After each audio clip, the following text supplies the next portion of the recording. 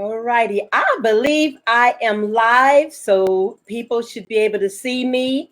I have guests coming in, working on their connection and their mics. I just wanted to make sure I was on time to be able to introduce myself.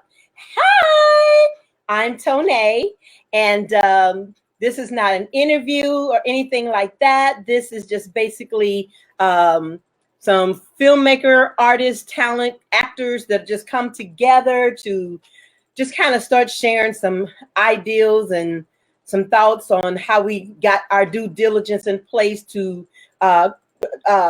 build something in the filming industry as independent filmmakers. I don't know if some of you caught over the week yesterday. Ava DuVernay did a Twitter 10-hour Twitter where she had multiple filmmakers in the mainstream that were talking about, how to do filming in the main industry. I don't know if you caught that, but if you can go back and check it out, go back and check it out. Because right now, not only myself, but other filmmakers in the industry are trying to make sure we get the information out to you that you don't have access to at times. So I'm starting to see some folks come in. So just bear with me. I'm waiting for them to get their mics together. Let's see.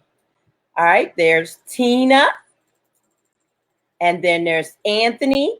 And then we have Tony who's coming up next. Hey, Anthony, let's see. Say something. Let's see if we got some voice from you. Okay, you need to check your mic connection. I can't hear you. I can see. Okay, good. There, how about that? There you are. Perfect. All right. So now all we need, it's still saying that Tina, yours is not connecting. Okay, so Tina's going to reboot hers. Mr. Anthony, it is such a pleasure. How are you today? I'm doing well, sister. How are you? I am great. Thank you so much for accepting and joining me. I got questions. People have been sending questions to me just for you guys. Superb, man. Let's get it. We're going to get it. We're going to try to give it a moment so the other ones can kind of ease in a little bit with us. And then I also want to go ahead and share on the Facebook page. So you're going to hear a little feedback for a minute. Then I'll mute it so that way you don't. But okay, sounds good. All right, here we go. Let's start this. So we're going to share. Start a watch party. Start a page.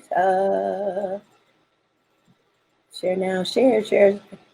Okay. Well, at least we ain't making nobody crazy because we not live. But right. Yeah. Let's see. Now this is usually easier than that. Let me see. Go here. Because we not live. All right, so now. Yeah, let's see. Now this is usually easier than that. Let me see. Yeah, I'm trying to because we not live. Artricia, I know you're there. If you would start if you would start me a watch party. Artricia Rose, because I can't seem to get me a. Artricia, I know you're there. If you would start me a watch party. Artricia Rose, because I can't seem to get me a. Artricia, I know you're there. If you would start me a watch party. Okay, hold on. Let me go over here. Okay, I apologize for this because I'm going to go out of this one. And then we're going to go here. Can you hear me okay still? Yep, I'm still with you. Okay, that backlash was driving me batty. Yeah, it's gone now, so we're rocking and rolling. I closed it because it was driving me crazy. So I'm ready to try again, but I would try it from a different page to see if I can get it to come up from there. Hopefully Artesia heard me and she started me a page. So I'm going to try that. But let's see here. Okay, so Tony, you are in the questionnaire section. Go to your inbox, click on that link, and then enter your, and then press the button that says enter into the what do I want to call it? Enter into, forgot. I can't think right now because my brain is too busy trying. I'm not multitasking very well. Live video, there's that. Okay, I think I got that part figured out. Live video, then start us.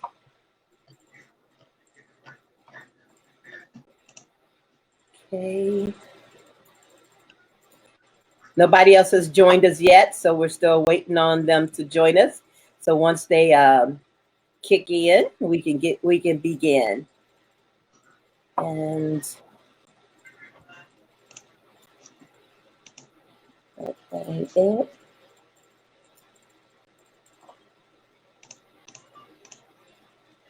I don't think she heard me either because I'm not finding that. That's what somebody did for me last week because I couldn't figure that out. That's fine. We're gonna get it. We're gonna get it rock and rolling. We're gonna get it rock and rolling. You got that right. We're gonna get it rock and rolling.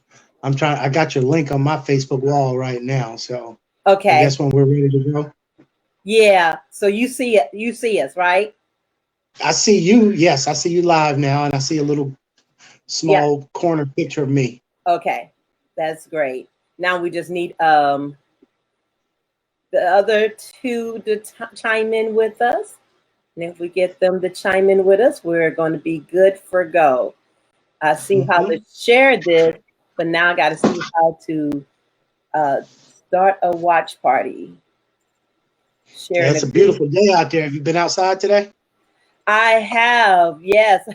I had groceries delivered. I tried this new service called Shipt, SHIPT. I tried that for the first time today, and they were able to deliver me my groceries from Winn-Dixie. And on top of that, they actually got me some toilet paper. Wow, look at that. The coveted toilet paper, right? I know. I thought that was pretty funny. I told her, I said, I'll take any brand that you can. Okay, Keisha, I do see you there. If you can, start a watch party and add this to it, if you will. And then tag me on it. Say I'm backstage waiting on you. Okay, all right, I'll go look for you now. Give me one moment. Let's see what we got. All right, boom and boom. Everybody have a conversation with me. Hey, Tony. Hello, Hey, Tina. Can I hear you, Tina? Hey, Tony. All right. Tony, Ton'e, Tina, and Anthony, all famous filmmakers in the indie industry. Thank you so much for joining in with me. I got questions. Uh-oh, we lost Anthony. So Anthony's got to make his way back. So as soon as Anthony come back in. So if you know how, Tina, you're pretty good on this thing. I see you doing a lot of stuff. If you can, go and see if you can start a watch party and then link this video to it. It don't have anywhere where you can do that. It's supposed to, it's supposed to have a share button. It's a share button, and then I don't see it on mine, but I know that it was shared last. I don't mind either. Okay. Let me see what this button does. Hold on. Okay. Nope. Yeah, I just have clip, audio, video. I don't have a share button. Okay. All right. Well, then I guess they're just going to have to click on this link and join in from here, because usually when you could do it, say to share in a group to watch together. Share to a page. Share public. Let's see if that works. Nope, that just shared it on my timeline again. Well, we're just going to have to get started either way. Just waiting for Anthony to come right back in and see if he popped in. There he is. Okay, Anthony, I'm adding you now. Voila. Perfect. Okay, now everybody's here. So the first thing we want to do is have you introduce yourselves. Tell about your the beginnings of your career and that what your area expertise in the screenwriting, screen filming, screen directing. What area are you kind of working in right now? Where we starting? Go ahead, Tina. Go ahead, Okay, Tina, cool. girl. My name is Tina Bridges, aka Tina B, with the Legal Agency or hashtag TLA. I am a production agency. I started out as a modeling agency, and I just started dabbling into photography, videography, now stage plays. So now I'm just a whole entity production company for ages 40 and over. I do work with all ages, but I specialize in 40 and over. And my genre is unscripted. I don't write any of my movie scripts down. Everything is in the top of my dome, and the people, I direct them and they act it out. And I have about 30 movie shorts right now. Wow.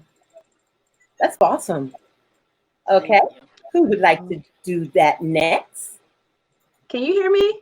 I sure can. Hi, everybody. My name is Nikole Miller, and I'm with Nikole Miller Presents. I am new kid on the block. I've been doing this for about a year now. I produced my first stage play called Inside My Marriage, Can You Handle the Truth? Mm-hmm. It's based on two of my novels called Inside My Marriage 1 and 2. And we started our tour back in April. And been very successful with it. So I'm really excited. This will be my first live interview with Ton'e. Thank you for having me, Ton'e. You're such a blessing. When I saw your message, I was like, oh my God, I thought I was dreaming. Oh, thank you so much. That's a blessing for you to say that. You're welcome. I'm excited to have you all here. This really all has been a blessing for me, just to have the time and the opportunity to do this, because I'm having the chance now to, meet different people in the process. So this has been great.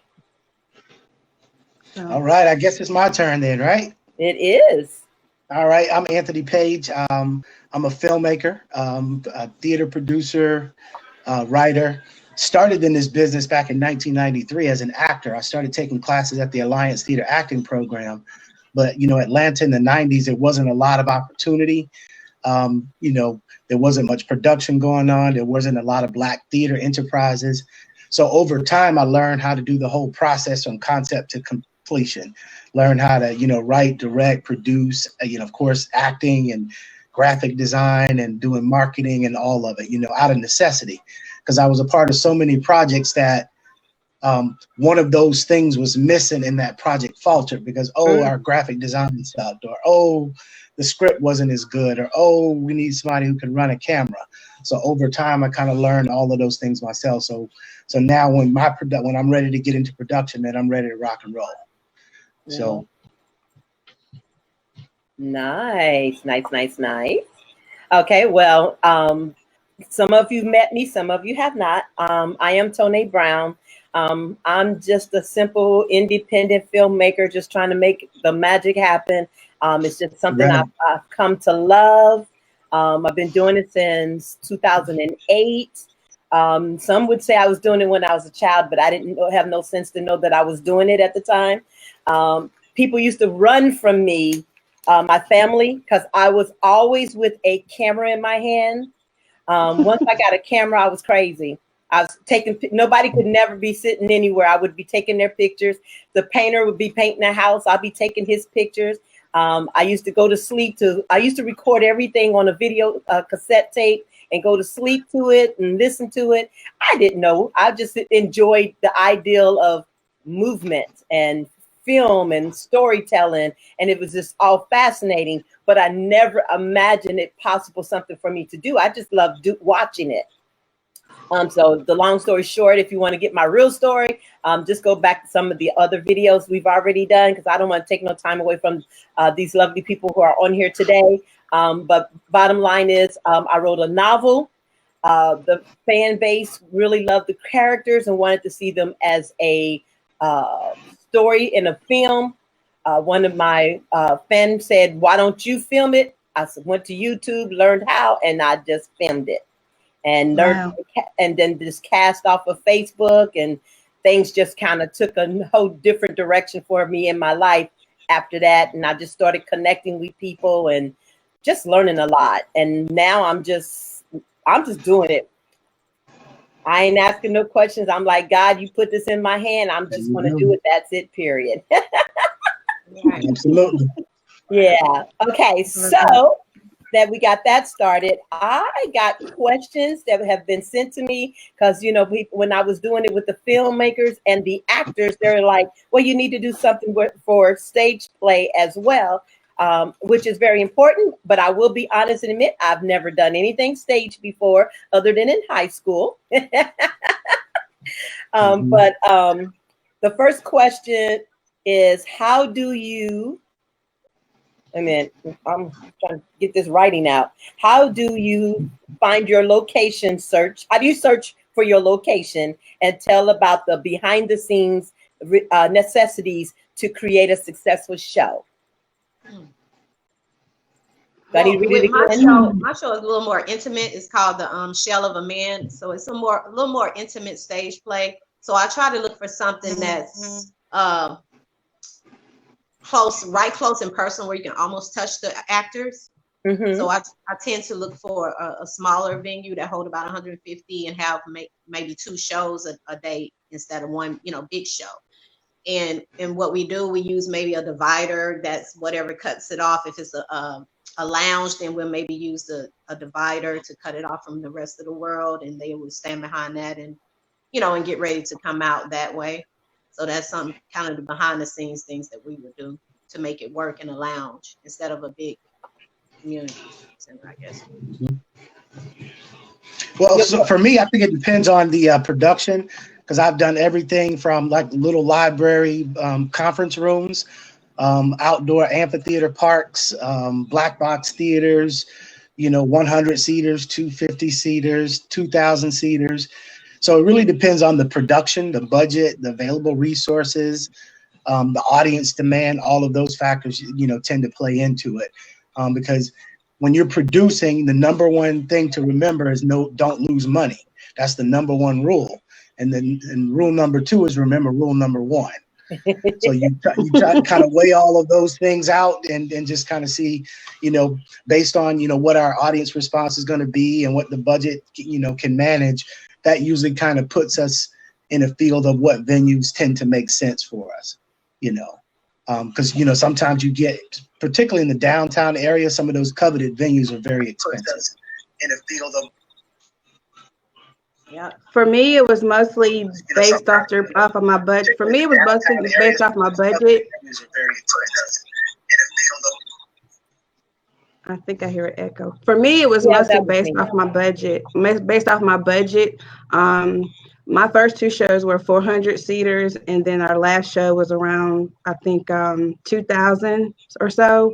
And we have a set. We have a set for all our productions, and we rehearse on the set probably the night before the show at the venue, and everybody's just behind the set. So it's going crazy back there, because you guys know theater is definitely different from film. It's you can't do another take. It's live and you got to do it right. And if you mess up, you got to pick it up. So it's definitely different from film. It's crazy back there. Okay. All righty. Well, that's good. All right. Well, let's go to the next question. What steps do you take to develop your artists, your actors' talent to get the best performance? I like this question right here. Send them the Anthony Page class. Read it again. Send them the Anthony Page class. Anthony Yeah. He's the best. He is the best. So I got to Thank you. Anthony, you train class. You do classes also? Yeah, absolutely. You know, I'm teaching some classes right now through Fulton County. We're doing like an online Zoom session. And, you know, so that's been, it's a little different, kind of trying to teach a class through Zoom, but it's working. For me, it came out of, I couldn't afford, you know, the big time actors, the actors who were working. So the ones that were willing to work with me tend to not have a lot of experience. So I said, okay, you work with me, I work with you. So I took them and trained them. I showed them the process of bringing characters to life, and we got good at it. You know, I've learned how to make lemonade out of lemons. You know, no insult to the talent that I work with. I've worked with some phenomenal talent. Also, I think the biggest thing is the hunger, because sometimes actors with a little bit of experience, they have certain expectations, which they've earned. But I love the hunger of new actors. They're ready to work. They have something to prove. I think you can push them a little harder, and you can kind of innovate. You can do some different things with them and kind of have some breakthrough moments. I did a production some years ago where we had some untrained actors going up against some pros, and we ran them off the stage, literally. They did not want to do the second performance, and that's a fact. That is an absolute fact. So, yeah, so I mean, I just, you know, like I said, necessity, it was necessity for me. It was like, you know, because I remember at a low point in my life, I said, I feel like I'm supposed to be doing this, but things weren't working. And I'm like, all right, God, you know, what's going on? And I'm like, I don't have this, and I don't have that, and I don't have this. And he was like, use what you got. I'm like, I ain't got nothing, you know. And then he began to let me see in my spirit, well, she'll let you use your venue over here, and these actors want to work with you, and she likes to write. And next thing I know, you know, I said, okay, yeah, I may not have, you know, in terms of big checks and big venues, but, you know, I can take what's in front of me and make something happen. And that's been a good blueprint for us. And we've been able to create some great shows. And kind of to piggyback on what Anthony said on giving people opportunity, like I said, my agency is 40 and over, and a lot of them have never acted before. So with my movies that I have done, I use a lot of them in my movies. So what I did when I did the stage play, I already knew that they could follow direction well, because like I said, a lot of my stuff is unscripted. So they already can follow direction as well. So I just put them in my stage play and tell them the direction I wanted to go in, and they go for it. And it's a hit every time. We've done. So you don't have much challenge with actors in that way, I take it. Huh? I'm sorry. I said then you don't get very much challenge with when working with actors in the stage area. That's what it sounds like. I don't get much talent. No, much. I forgot my question myself now. Hold on. Repeat the last thing you were saying, because it sounded like you were saying something different. No, I was saying that with the giving them an opportunity to the people that I use in my movies, I use them in my stage play because I already know that they can follow direction well with unscripted. I don't have a script, so they follow direction well with unscripted. So those are the same people I use in my stage play. So I know how they work already. So those are talented people that I use. Okay. Well, I still don't remember the question I had, so keep going. So for me, I can say I got the watch party started. Oh, good. So for me, we use a mix of seasoned actors and a mix of first timers. I like to give first timers who had the passion to do it, you know, an opportunity to audition for us. What we'll do is we'll bring in an acting coach for the newbies and just kind of teach everybody. The acting coach will do their pitch, and then the people who are seasoned will kind of help out because I know sometimes on stage, you know, you might forget a line, and a seasoned actor might be able to turn it back around so the newbie who lost their line could pick it up. So that's why we try to do a mix of both. It just works better that way. But I've used people like Donald Gray. We're looking at Coach West. Both of them are out of Atlanta. And I'm actually looking for some more coaches. Jim Gleason is a phenomenal person to use as far as coaching. Some of our actors use him as well. So we just kind of use a mix, but it, like Tina said, it all works together in the end. Mm-hmm. Wow. And I take what I have learned out through the years as well. Like I did take some classes with Mr. Page, but over just watching different movies and going through being in different movies, you kind of catch on to different things that you can teach as well. So I'm teaching as I go. Oh, okay. And another important thing I think worth mentioning is it's not just the process of being a great creative on stage, it's also the discipline. I think a lot of them expecting it to be easy. It's a lot of work to make a quality production, you know, particularly in theater. It's a grind. You know, film, you may show up for a short period of time and get it in the can and you're done, but you may rehearse for 2 to 3 months on a play before you actually take the stage. And it's a grind. And I love that discipline of it. You know, for me, particularly when I'm doing other things like film and television projects, I look for theater actors because they, you know, and I'm careful to say this, they tend to have a little bit more discipline, you know, because I've been on sets where, you know, we're working on a film project and they have 2 pages of dialogue and they don't know their lines.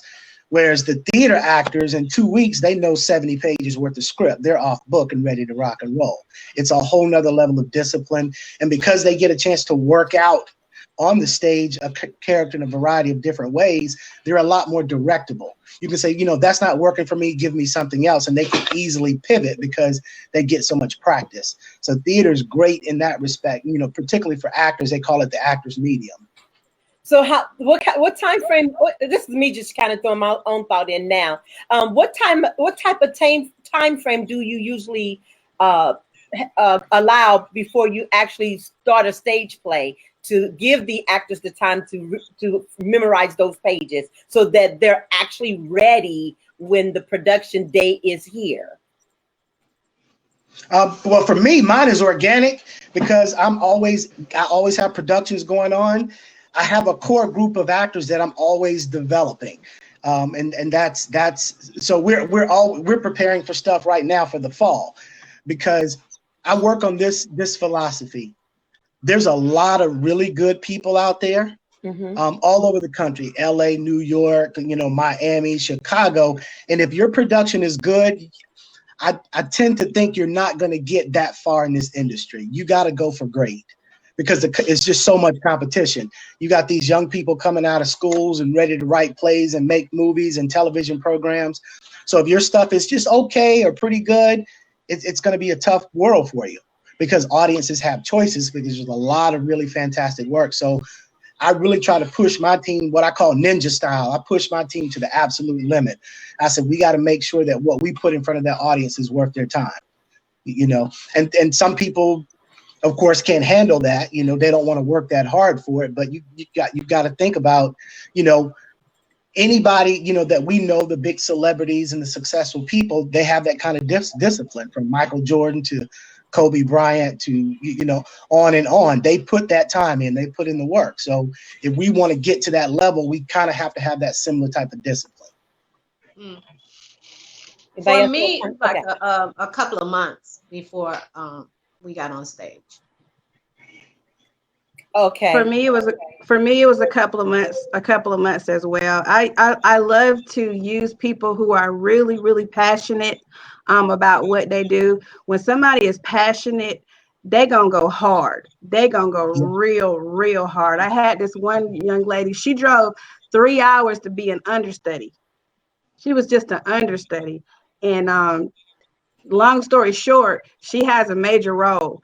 And even before she landed the major role, I was like, I don't think you're ready for the part. I want to keep you as an understudy, but I'm going to give you an opportunity to come to the audition. And she came to the audition in character. I didn't even recognize the girl. I was in her face and didn't even know who she was. Wow. And I was telling her, she was like, I'm ready, Nikole. I said, no, I don't think you're ready. She said, yes, I am. I said, no, you're not. I said, well, show me. And she came in, and she killed it. And when she got on stage, I was looking at her like, who is she? But she had the passion and she had the drive and she wanted it that bad. Those are the type of people that I love to work with. When it's lights, camera, action, they are on those scripts. Like Anthony said, they know their lines. They're not gonna miss a beat because that's how bad they want it. Those are the type of people that I love to work with. Hunger. Me too. Yeah. I love to work with those kind of people too, because if they don't have that, then I'm like, I'm ready, always ready to go next, because this industry is so fast paced and it takes so much to put it all together. You just really cannot allow the time for people to come with a lazy attitude towards your project or towards their career or towards the character you're trying to build. So from what I'm hearing from you, it's pretty much the same thing. You touched on something, Nikole. I just want you to elaborate a little bit about understudy. What is it for the stage? And then when you say you got them as an understudy, what do you do for them to make them ready? Because you kept saying she was not ready.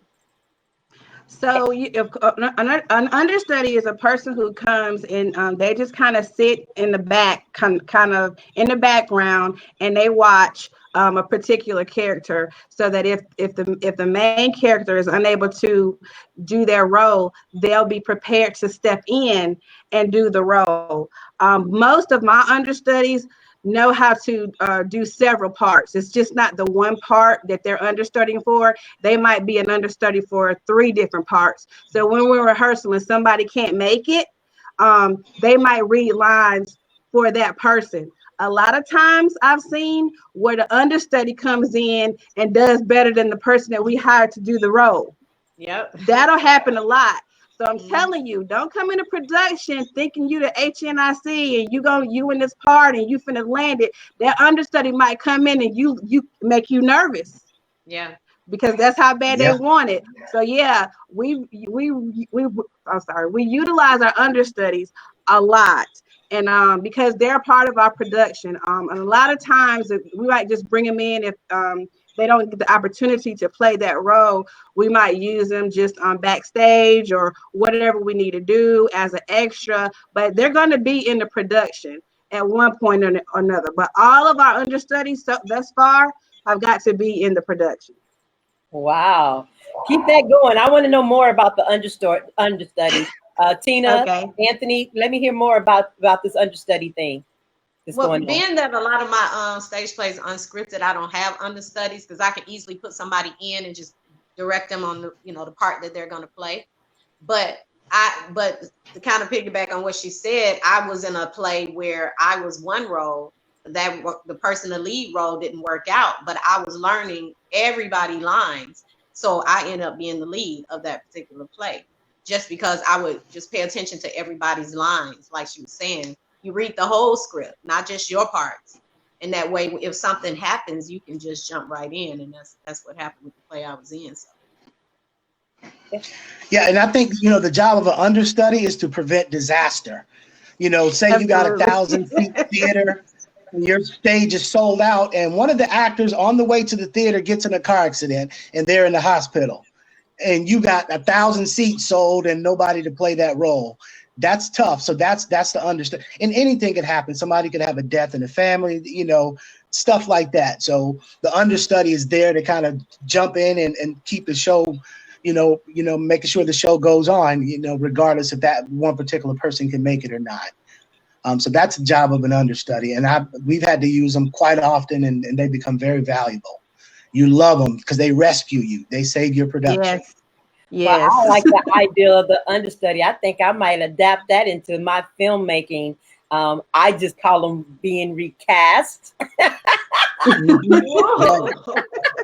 I like the idea of, I always have a backup plan, of names of actors that are familiar with my project where if somebody, has a situation they can't come, or I have to recast somebody for whatever reason it may be, I always have some actors in place to call up and say, hey, I don't have this actor for this character. Let me break the character down for you. What's your schedule like? Can you do this? And so far that has worked very well for me, where I've been blessed to have actors that are able to show up even at the last minute, coming in from different states. I used to limit myself to just Georgia and Atlanta, but I've gone broader, and I have found that going broader, I've been able to bring in some really new and unique talents. And like what Nikole spoke about earlier, a new hunger, because they don't have the easy access like Atlanta is right now. So Atlanta's a little bit spoiled. I'm sorry, I just have to say it. Atlanta is a little bit spoiled because they're used to having hands-on with the indie filmmakers that are there. They're either being recast all the time, or they see themselves as A-lister before they're A-lister. So, they come with entitlement or with attitude, and I ain't got time for that. So I'll move them out real quickly and then find the next person as fast as I just said, you have the offer. And I just find, since I've stretched out a little bit further out of Atlanta or just Georgia, I've been able to get a lot more production done, which is really taken me up to a whole new level for my filming as well, because now I'm in position, because of the blessing of just getting projects done. I'm in a position now that I'm able to submit for Oscar and Emmy for the actors as well as my production. And that was the goal, but you can't get those, even with you guys, in the mindset, I'm assuming, for Tony, the Tony Awards. You have to have the mindset of a Tony Awards winner to be able to be there, to be able to win and be in that position. But that takes being able to have a production that completes. So knowing that, I've just been reaching out to different other states and just letting them come in and knock these projects out. And it's worked out really great.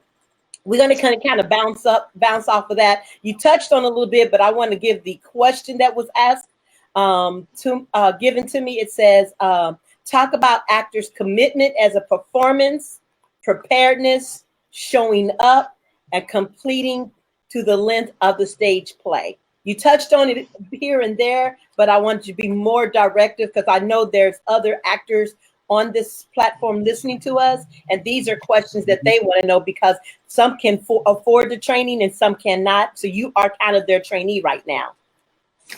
So I need to repeat it. I would definitely say study your craft. Watch movies. If you can't afford an acting coach, watch movies, study rhythm, study beats, study timing, study stuff like that. That's going to help you, cultivate your gift. I just started writing books because I was just good at telling stories. I was a good liar, and I thought it was a curse.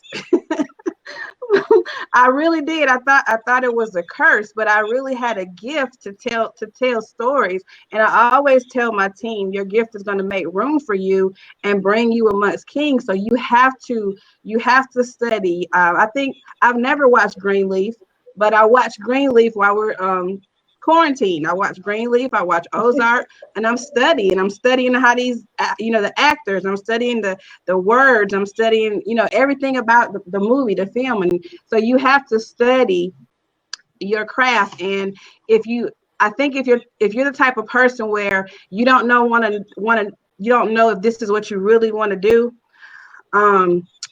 this is how you know it's God. If every time you try to kill it, it won't die, then you're supposed to do it. If you try to kill it, if you try to put it to the side and say, okay, I'm gonna just sit this right here and I'll do it later, and you never get back around to it, but in your spirit and in your heart, it always keeps rising, it's not supposed to die. You're supposed to do it. Yeah. All right. And I say too, when you have a script, how I learn a script really, really quick is I record myself.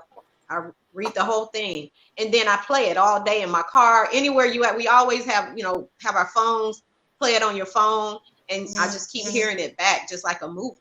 So when you watch a movie, you know what scene is coming next. Right. So you kind of remember it that way, and you can learn the script really quick that way. And like I said, learn the whole script where everybody parts, so that if somebody was to be out, you can fill in the blanks and help out that way. You never know, you may become the lead or whatever. So that's another thing too to remember. And just having consistent people there. And now I see in movies why they use the same people a lot over and over again is because you can depend on those people. You know, like Anthony said, if somebody not there, or you can call somebody and be like, hey, come through. They're coming through. So we definitely watch the people that come when we say we're shooting, and they show up every single time and be ready. We definitely pay attention to that. Yeah, absolutely. I think we're talking about the discipline and kind of prepping for actors. You know, because I'm so focused on so many parts of the process, one of the things I find that that actors do, and that kind of they're trying to be somebody else, and that's kind of that's all we do as actors. When we're on stage, we're being somebody else. But when I'm talking about the actor, the person, they see what somebody else is doing, and they think, you know, that's going to get them to where they need to be, and that's not necessarily true. Every creative person has to find their own pathway. You know, I can do exactly what somebody else did and not get their results. You got to find your own way. You have to be, you know, to that own self, be true. You have to find, you know, the types of projects, the types of people, the types of things that kind of, you know, affirm who you are. And I think that's when you're going to release your best work. That's when you're going to start building your best audiences. So you can avoid that kind of homogenization, because a lot of actors they're trying to do what others doing. But, you know, we see the ones that, you know, are rising to the A-list have something very unique and distinct about them. I mean, you think about Kevin Hart, you think about Johnny Depp, and on and on. They're very unique. Jim Carrey, they're very unique people. And we love that. And so I push my actors to kind of find who you are, because I'll never be Denzel, but Denzel will never be me. So find that core of who you are and unleash it, because when the world loves it, you got it. You have a monopoly on yourself in a way. Like that.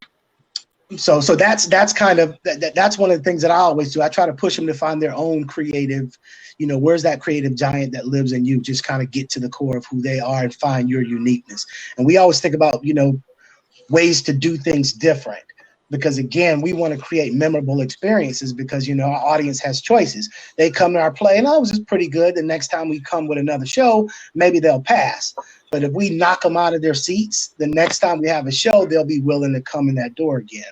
So every time we get an at-bat, I'm aiming for the fences. Sometimes we fail miserably, but that's just a part of the process. You know, I'm not afraid to fail, because I'm going to take risks. So I encourage the actors that I work with to take risks too. And sometimes in our stumbling, we stumble across and run into something that's absolutely phenomenal. Wow, I love that. I love that a lot. I'm learning from you guys too, and this is amazing.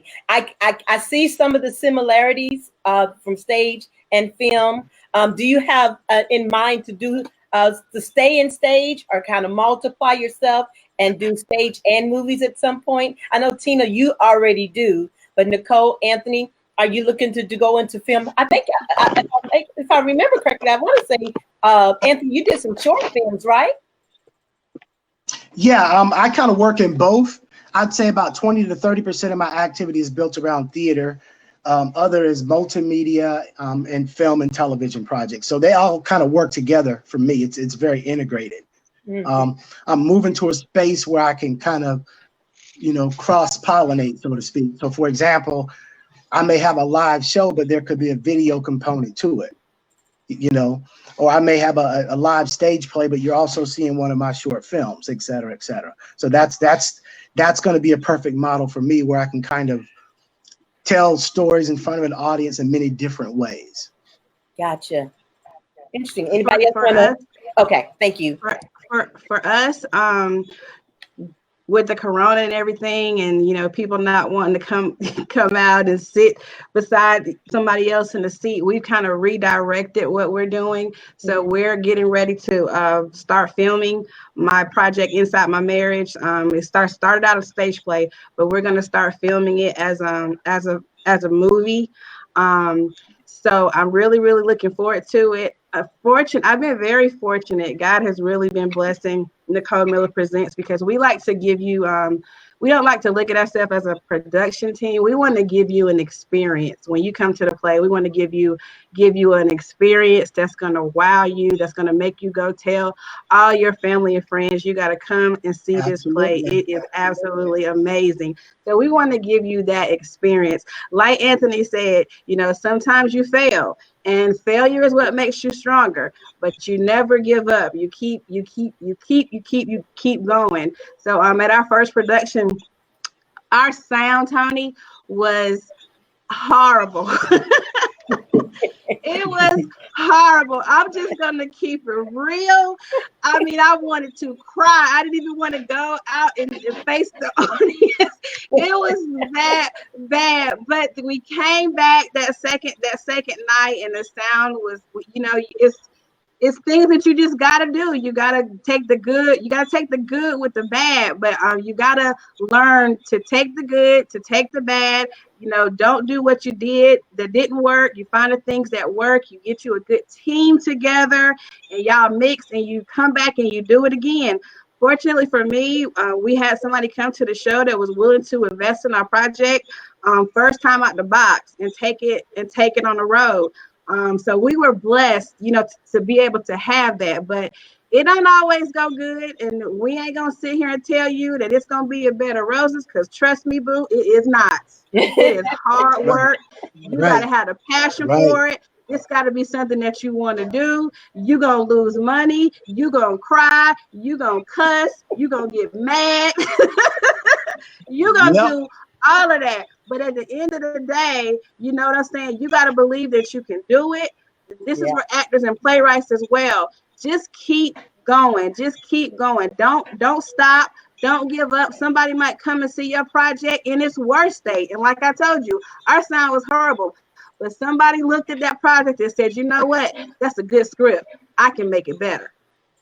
That's what you want. Mm-hmm. Yeah. So don't give up. Keep going. Don't give up. That is so true. And then at the end of the day, we see it all come together. We love that, because when you take the words or whatever and see it all play out in front of you, that's just amazing to us. So yeah, you're gonna have some bumps and bruises along the way, and some people getting mad behind the scenes and all that. But in the front, the audience don't know any different. They don't know the mess ups. They don't know none of that. All they see is a great production. So that's what we live for. Oh, okay. And let me say something too to the listeners. Do not let the bougie people in this industry run you off, right? Those people who think they've been in the game and they're the gatekeepers, forget them. No, don't even pay that stuff no attention. There's room for all of us, right? Yeah. Because particularly us as Black people, for so many generations, our stories were not told. So we got a lot of catching up to do. We got centuries of the Black experience to share, and we need all hands on deck. So we need to tell all kinds of stories. So there's room for every type of storyteller, every type of genre, and you see our audiences are responding to it.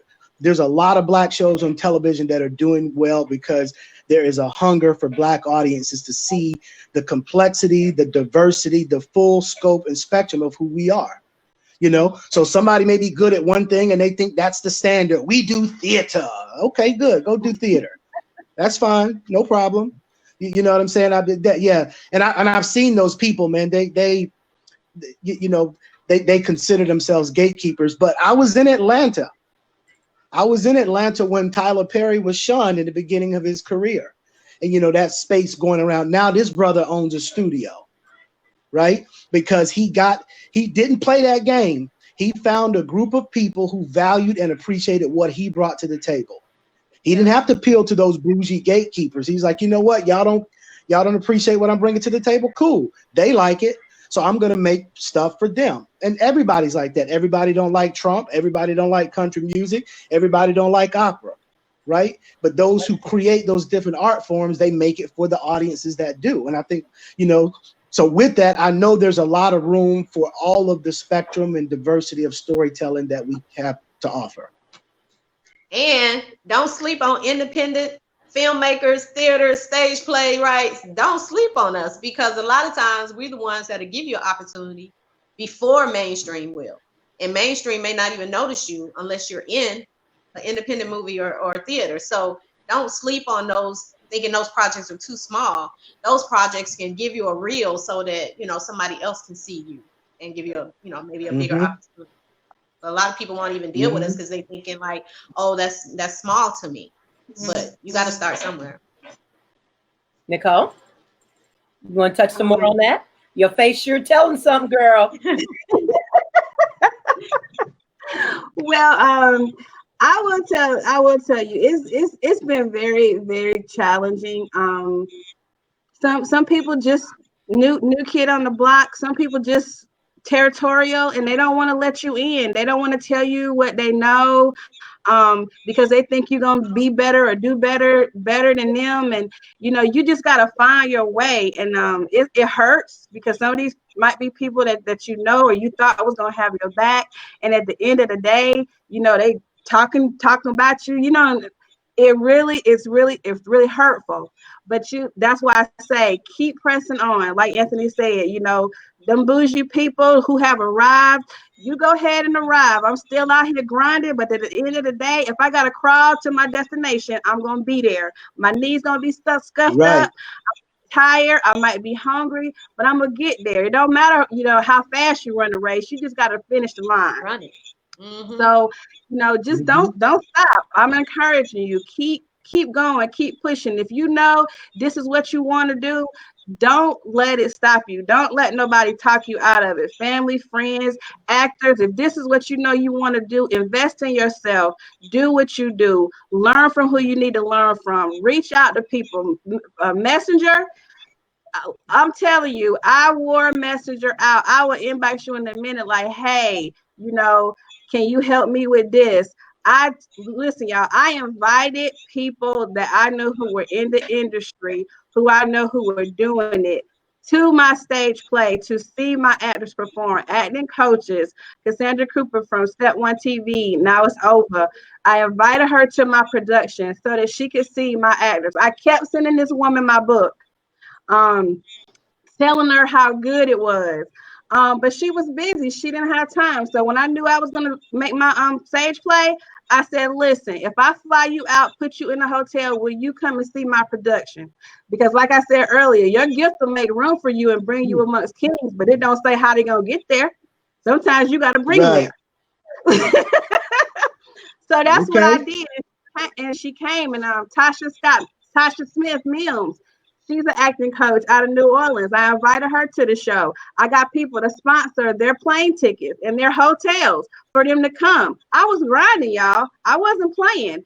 But 10 of my actors got picked up by Tasha's company, and Over TV, they picked the project up. So don't be scared. Reach out to people. All they can say is no. No. Yep. Right. They can say no. They can say yes. Keep grinding and get people. There are people who will show you the ropes who aren't territorial, who might say, hey sis, you know, I like what you're doing. I like your vibe. I like your attitude. I want to help you. They're out there. They're really out there. All right. Well, you know, I got a ting and tang and ping and pong on this one. Because the reason I want to do this, and I do this on all my videos, because it's important. So just in case you don't watch the other videos of other filmmakers, I just want you to understand this.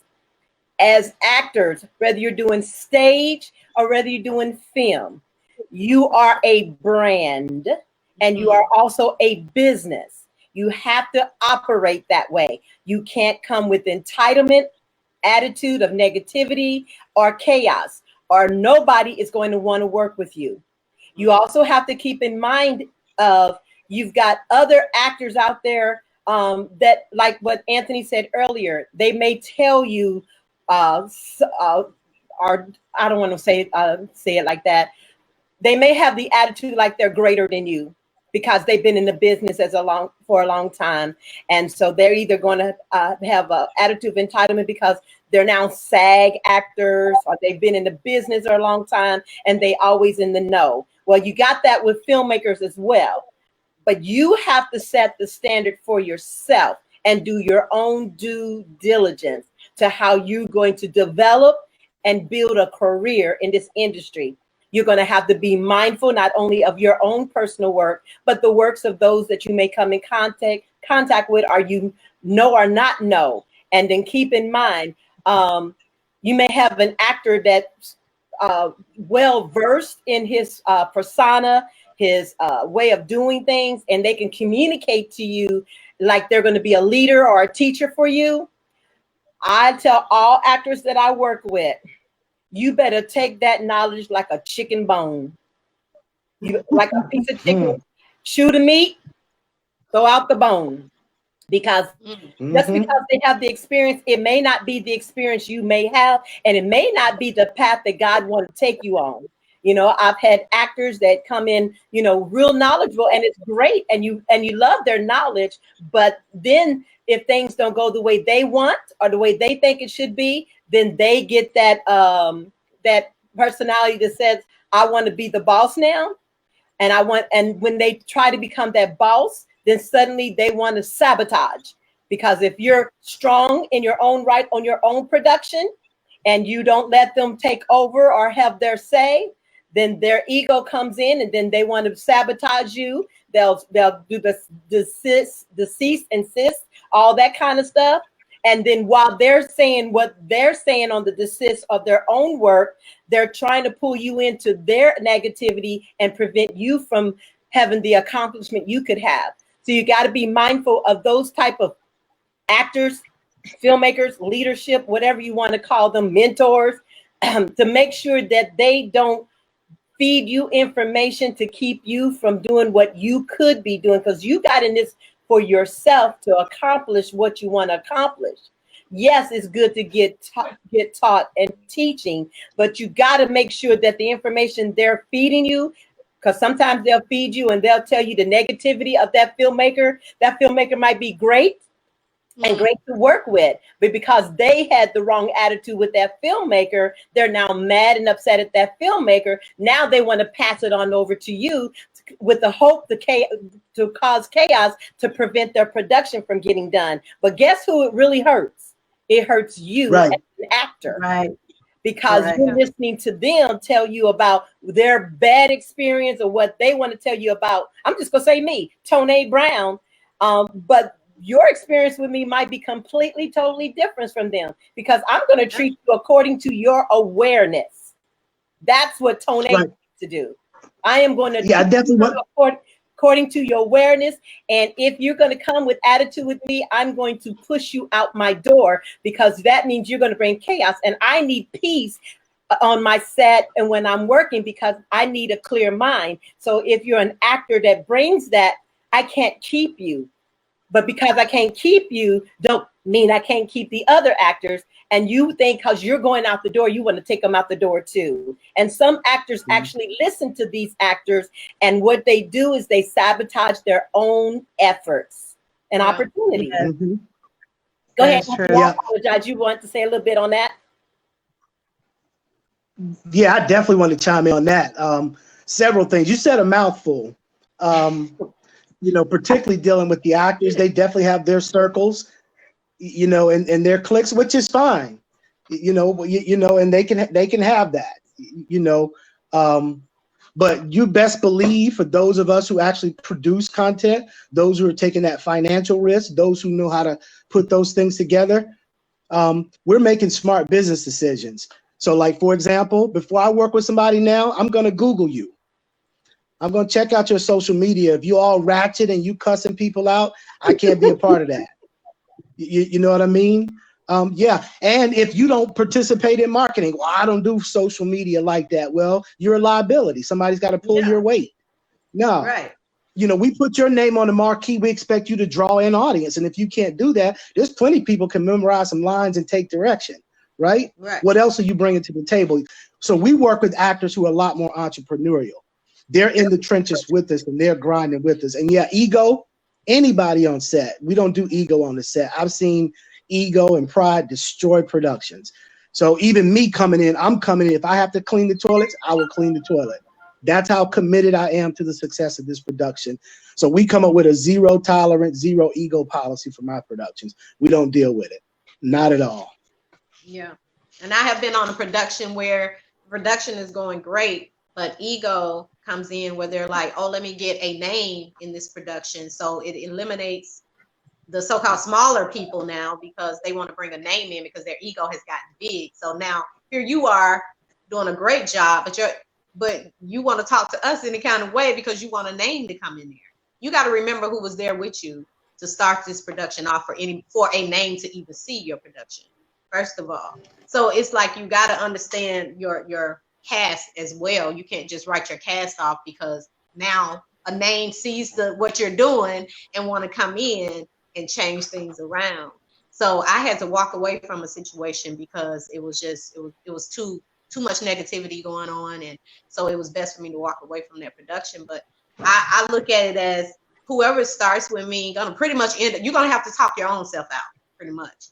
But other than that, you're going with me because nobody have to do anything and don't have to be in your production. If you take the time out to do it, then I'm taking you with me, name or no name. I feel like everybody can be an actor. I agree. I think I was in the beginning, I think I was too nice. And I definitely got taken advantage of just because I was too nice. So I learned through that experience, this is a business. I'm kicking money. I'm putting money out, and the goal is not to lose. And there's no room for arrogance. It's just not. I can't stand working with arrogant people. I don't think I'm all that. If I got to grind, you got to grind too. I'm trying to make my name great just like you are. You know, we're doing it as a team and we're in this together. There's a lot of times that people come in and, you know, they just think they arrived. And I mean, we all trying to get there.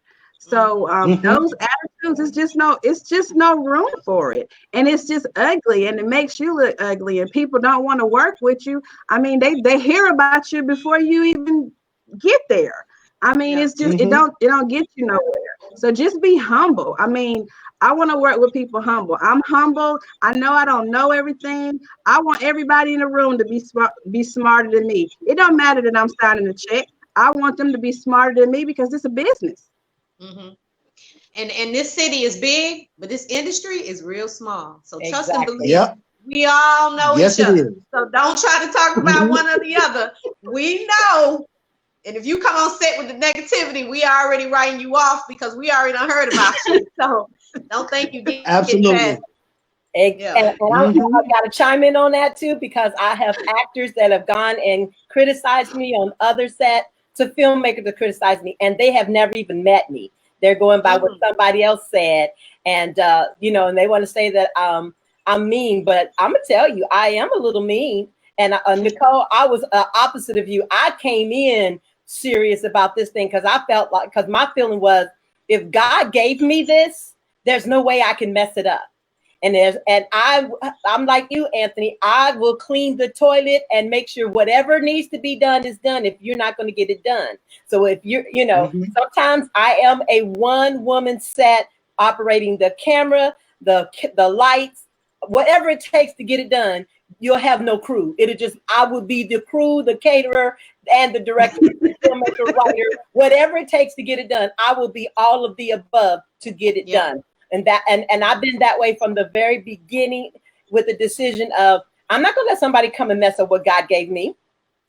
There's no way I'm gonna let somebody mess that up. So I always tell people, and I'm gonna say it over and over again, I'm willing to cast you. You know, if you contact me talking about cast me, one, I'm going to cast you only if you fit the character, not because you're cute, nice, and divalicious or ego, whatever you think you are. I'm not going to cast you for that. I'm looking for talent.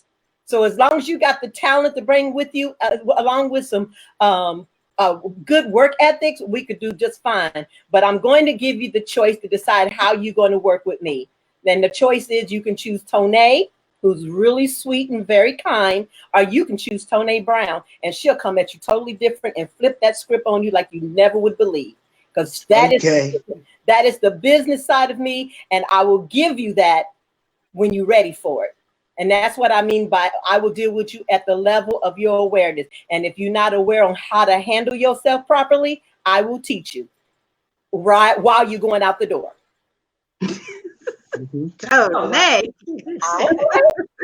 I got to look, guys. You talking about Steven Spielberg, Ava DuVernay, Tyler Perry? All those guys, they have already paved the way and worked hard to get this done.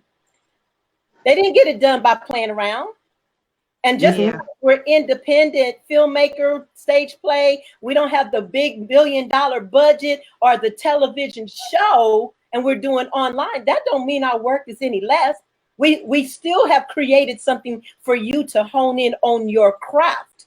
And you need to, and as Anthony said earlier, you need to be humble enough to be grateful for the opportunity and not just assume us to be, oh, you're independent. Oh, I need to be treated like I'm SAG or A-lister. Well, I don't care whether you SAG or A-lister. That's just titles for me. And SAG is only for you to be treated right, to be under a union. SAG is not a titled position. You've made it that. And as far as I'm concerned, if you SAG and you cannot keep up those monthly payments for SAG, you ain't SAG. You're an independent person with a SAG ID. Yeah, you better preach. You better preach, girl. I mean, I'm being serious. That's the whole ideal of this. I want actors and filmmakers watching this to understand this business is serious. This ain't nothing we playing with.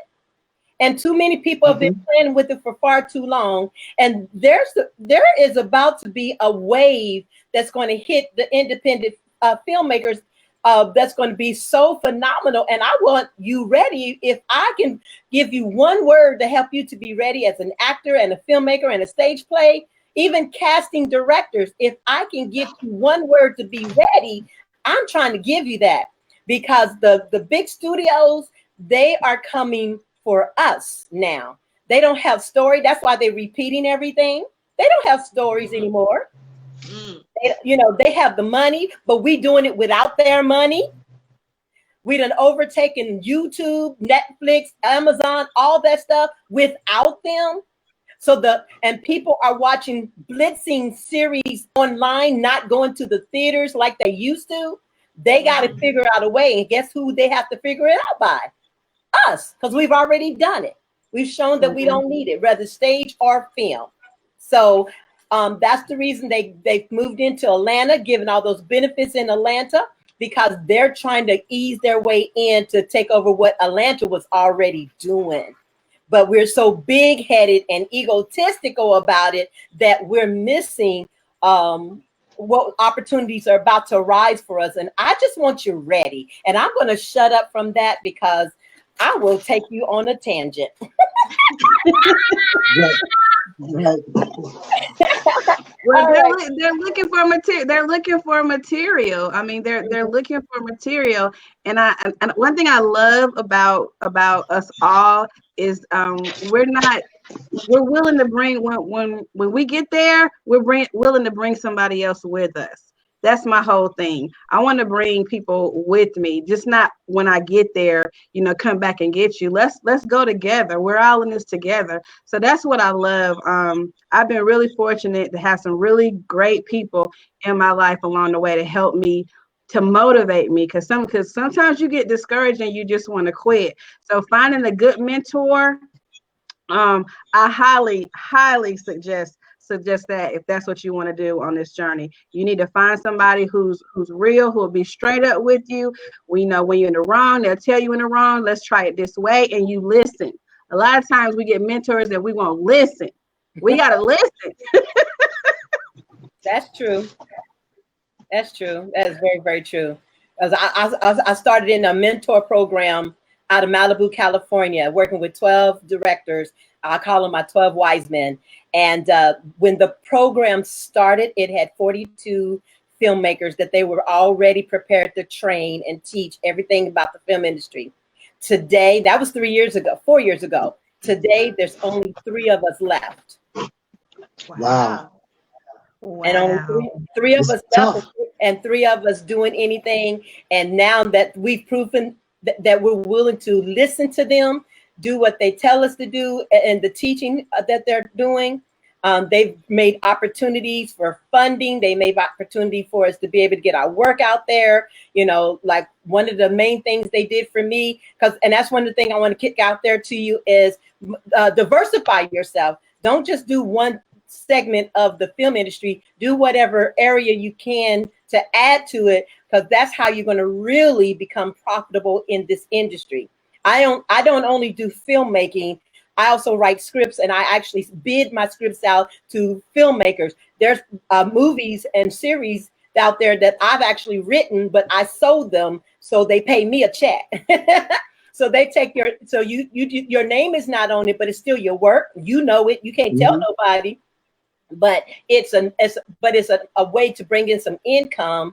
And another thing is, you know, like CBS, NBC, ABC, Fox.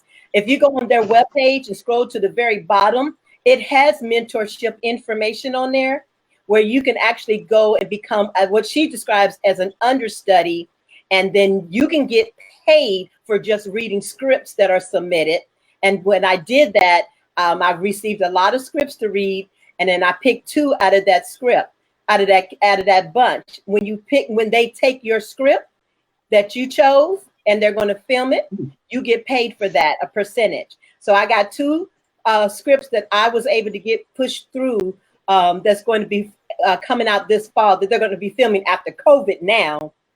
But they're going to, but they're getting prepared for the fall, and I'm going to get paid for that, and I'm not going to have anything to do with being on that set. Period. So I share that just so you can say there's a way for you to make money. Just look for ways to diversify yourself so you can become profitable. So while you're sleeping, you can be making money, and then you have that money to invest back into yourself for your personal projects. Does that make sense? That's cool. Okay, I just want to put that 2 cents in so that I want your brain thinking there's other ways you can do things. And Tina, you're very good at that diversity. You're really, really good at that with the modeling, the casting, and then all your shorts, and then your filming and your stage play. So you do a lot. Yeah. Anthony, I've been checking you out. I'm not familiar with your work as well as I am with Tina, but I've been looking at your stuff, and you are amazing. And we're coming. We're not playing. We're coming this year. Trust me. And I'm glad to have you here. So that opportunity, hopefully them seeing this, because, you know, this is going to be in a lot of different places that I'm posting it. So that way there's opportunity. I'm hoping that, you know, somebody will recognize and see your talent, be an investor. I don't know, take you under their wings. You just never know what these opportunities present. And that's what I try to explain to actors. Don't just treat us like, because we're independent, treat us like we're little peons that ain't gonna get you nowhere, because you never know where that seed is going to grow from. So hone your. You know, if I could chime in on that. Oh, go ahead. Yeah. You know, Tyler Perry. You remember Tyler Perry, the BET Awards about 3 or 4 months ago? He was like, build his own table. That's where I'm at. I'm not even trying to, you know, trying to get into the big Hollywood system. I want to build my table. I'm gonna build my own set of products, and I'm gonna find that group of people who like those products. Period. I'm gonna be the own enterprise. I'm not looking for a deal. I'm the deal right there. So when I'm done, I can pass that on to my son. I can't pass my son a job, you know. I'm building an enterprise. So that's I love it. Yeah. When people create my own blueprint. Yeah. That is true. When people see, I have like a banner on my car of my stage play, and people say, "Oh, you trying to be like Tyler Perry?" I said, "No, I am Tyler Perry." You know what I'm saying? So I feel the same way that you feel, not being cocky, but it's like I'm trying to do my own road. I'm not trying to drive down nobody's road. I'm trying to make my own. Right. So you are the TLB. Yeah. Yeah, girl. You know you the TLB. That's right. I ain't mad at you know. Yeah, I want to chime in on Tina, man. This girl is a hustler. I've been watching her for a long time too, man, and she's innovative.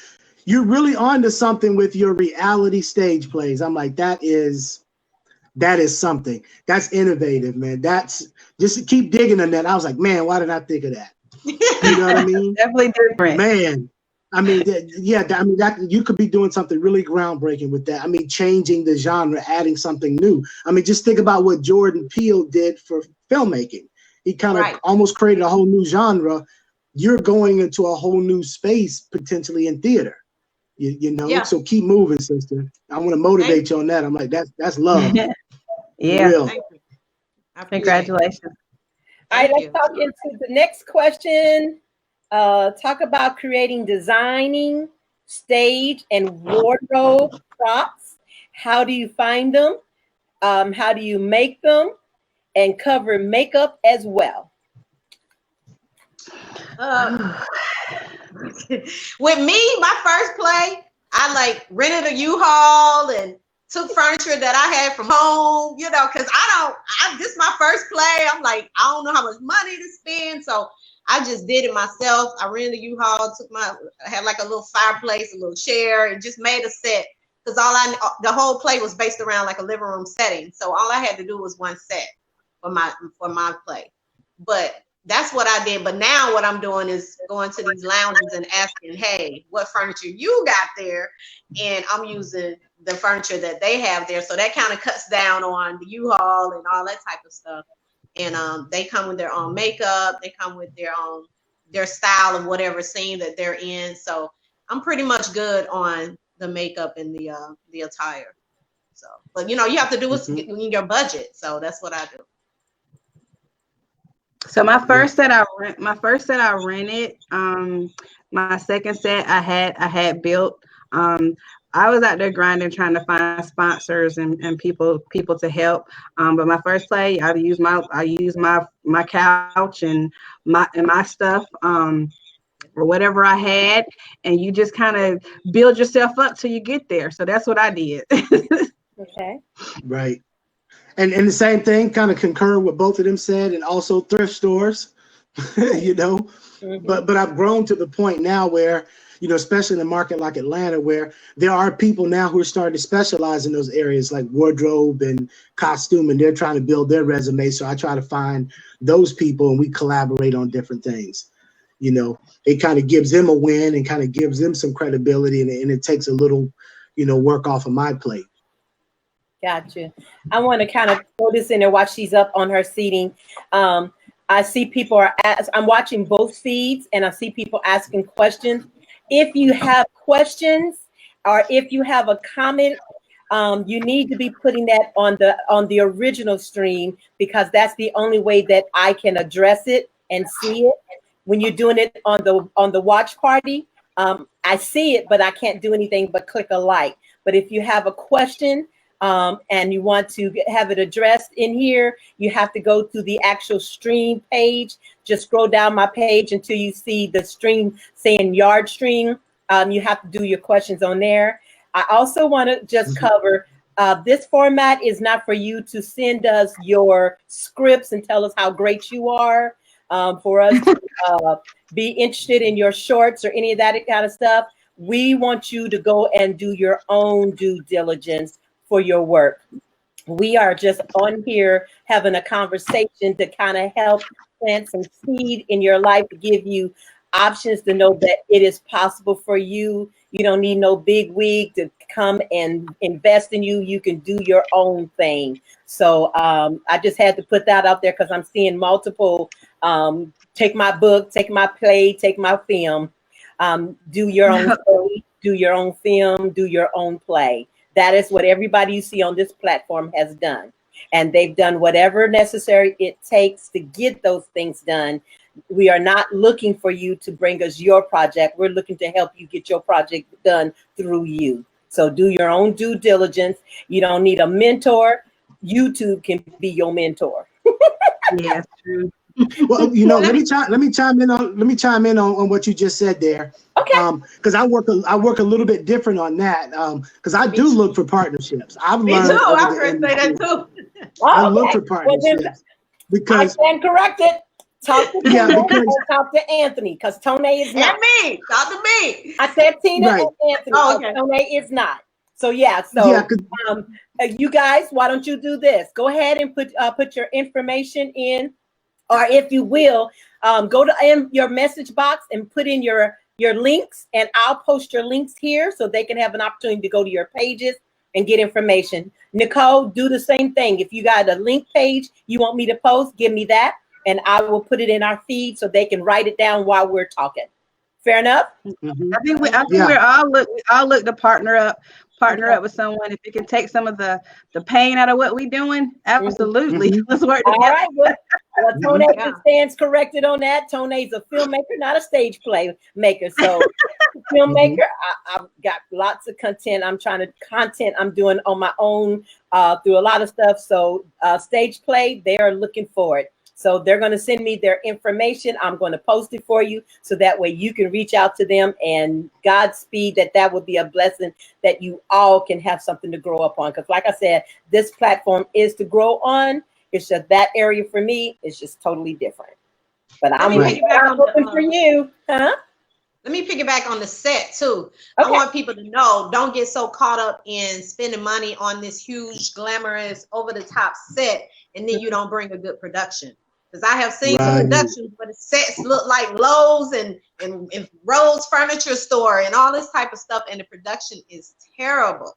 Okay. So don't get so caught up. If you just got to bring, like Nikole said, bring our sofa in a chair, but the production is bomb, is the best you ever seen. That's you forget about the set. You don't even see it. You just focus on the artists. There's the characters, and that's what you focus on. So don't get so caught up in, I got to have this much money to buy a great set. Don't get caught up in that. Let your script be great. Let your script be great. Let them talk about the script and the characters, and you can build from that. But let your script be the most important thing. That storyline and how it comes together. That's your most important thing. Or to me, it is. Okay, gotcha. Yeah. Okay, anything else? That's the blueprint. I agree with that. If the blueprint for what you're going to build is not strong, your production is not going to work. So you got to have a good blueprint to start, and put together a good team. I think the whole process, whole 360, because I've seen productions get destroyed from a bad person in the wrong role, be it behind the scenes or on the stage, and they've destroyed the production. So you got to go through a vetting process. And it makes the difference. Absolutely. Okay. All right. Anything else on that one? Nope. Okay. All right. Well, I'm going to address the question somebody addressed specifically for me. So I'm going to post it up there. There it is. I hope I pronounced your name, Arisha. I hope I said that correctly. So you said, why don't you like partnership? It's not that I don't like partnership.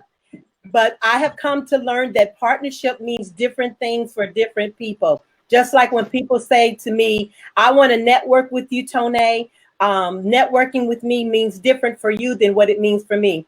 A lot of times when people come to me, I can't say for these guys because they're doing something different than what I'm doing.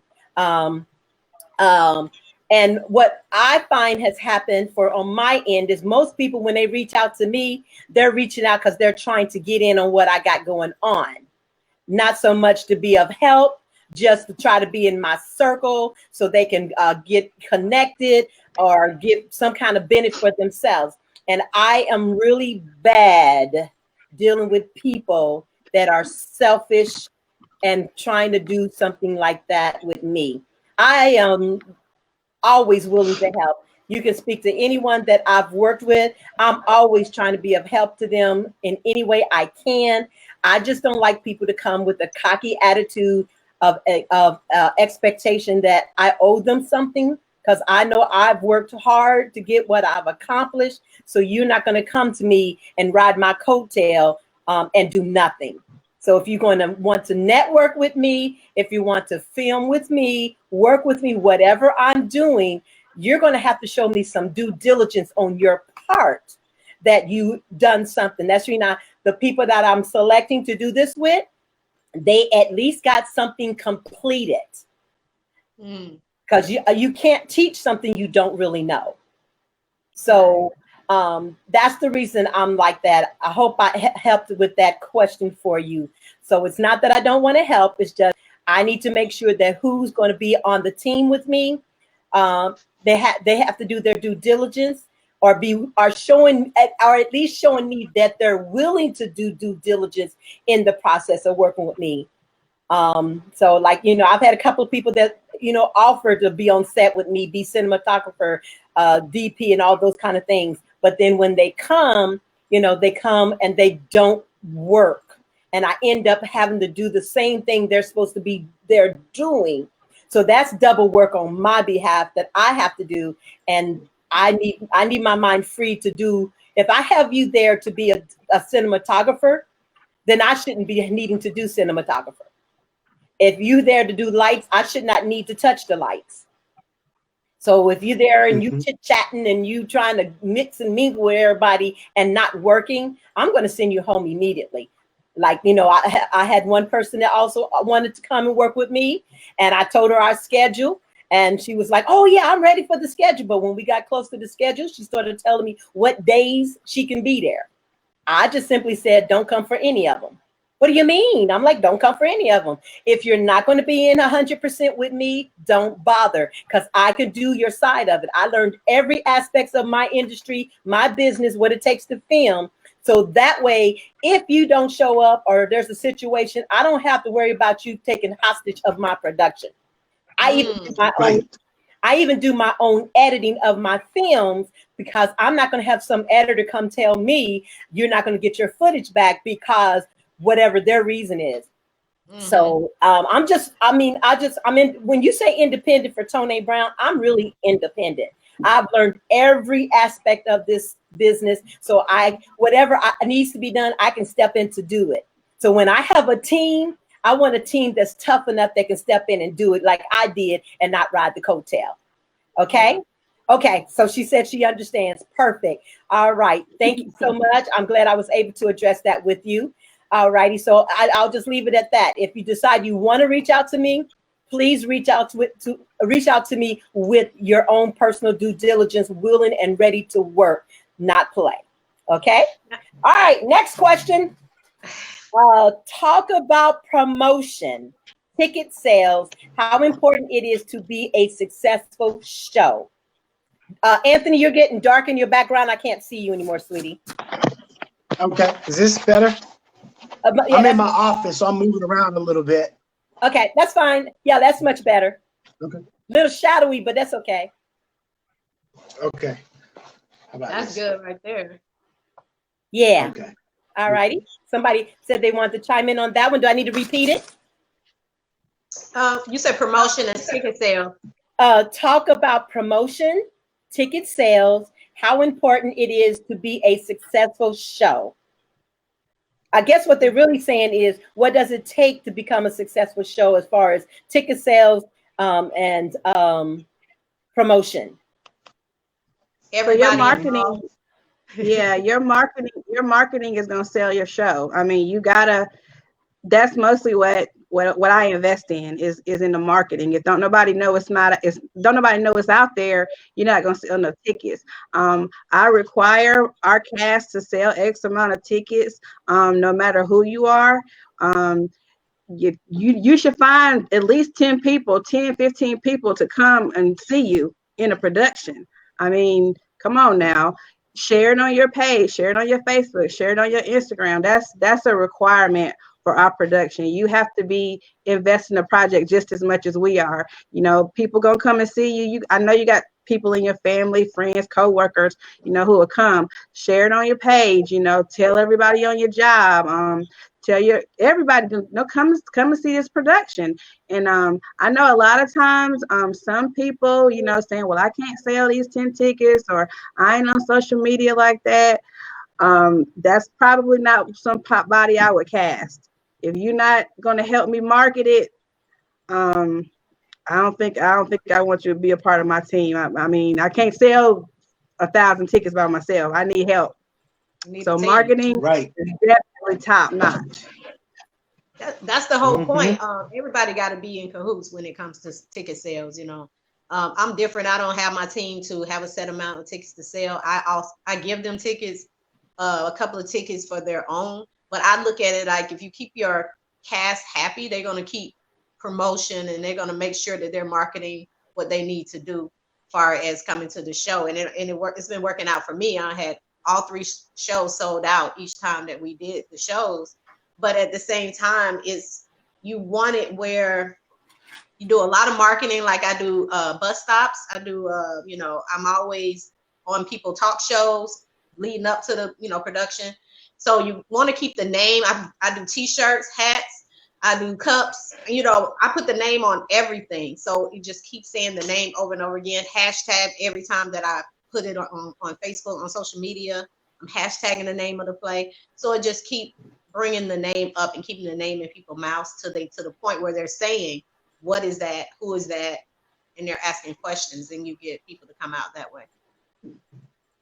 Absolutely. Yeah. The only thing I would add is you got to think 360. People do a lot of one thing and think that's enough. It's not. You got to do so many different things. You got to have a complete strategy. You got to touch people in so many different ways to get them committed. And we got to realize we're competing with everything else. Friday night dinners, skating rink, TV shows, anything else anybody can do with their time as opposed to coming to our show. We got to compete with all of that, you know? So again, choosing the right talent and the right production crew to work with you is a key part of that process. It starts from the very beginning. But I do agree with Tina. If you have a good production environment, you know, and everybody's happy and everybody's excited about the production, that excitement will translate to the audience. Mm-hmm. Yeah, absolutely. They'll be out there more to sell tickets because they enjoy being in the play. If you don't enjoy what you're doing, you're not going to promote it because you got an attitude with the director or, you know, whoever, and you don't even want to talk about the play. That's not going to work when you're trying to sell tickets. So, yeah, I definitely do that. I think most of the time when you treat people right, they'll go hard for you. So I try to treat everybody on my team right, try to go above and beyond what I'm supposed to, because I want us to be a family, just not a production team. I want us to be a family. I want us to all grow and make it together. And when you're in that type of environment, everybody will go hard. So you most of the time you won't have a problem if that's your work ethic. And I don't understand when people say they're not on social media. I don't get that. Like, you're an actor or you're trying to, I don't understand. What?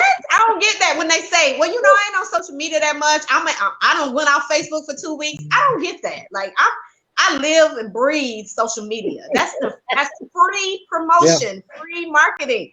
And I live and breathe it. I'm always on there promoting. So I just don't understand by doing that, they're shooting themselves in the foot. They're shooting themselves in the foot. Absolutely. Because it's like this. Here's an example I always give my actors in my acting class. You're going to make the best hamburger in town and not tell anybody about it. What sense does that make? Yeah. Right? No. So you got to market yourself. Like you mentioned early on, we are a brand. We are a creative brand. Yeah. Nikole?